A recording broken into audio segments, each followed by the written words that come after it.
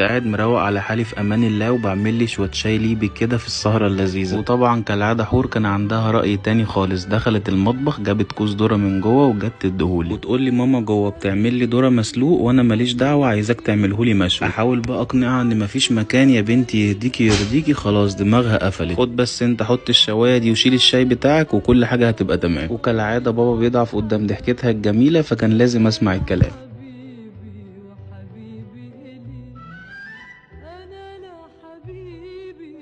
شلت الشاي وعملت له مكان جديد لان الفحم كان قليل جدا، وحطيت لها الشوايه وحطيت لها شويه فحم جديد وحطيت لها كوز الذره بتاعها، ونشوف هنعمله ازاي. انا ما سويتش ذره قبل كده. المهم بقى ان قعدت اهوى على الفحم وركزوا مع وشها كده، كانت مركزه قوي وانا مستغرب هي مركزه في ايه. تريها بقى عايزه تعرف وعايزه تجرب بنفسها، قامت خدت البتاع وقعدت تهوي هي. والمشكله بقى في الذره دي ان هي بتاخد وقت جدا، لدرجه ان الشاي خلص وقعدت كمان عشان اشربه. تسكت بقى الهانم، لا كمان عايزه تشرب شاي، عماله تتخانق بقى زي ما انتوا سامعين كده، وتنده عليا وتقول لي يا عم بطل انانيه ما تجيب بقى. والحمد لله قدرت اقنعها ان انت بتعمل لك الذره والشاي ده بتاع بابا مالكيش دعوه بيه.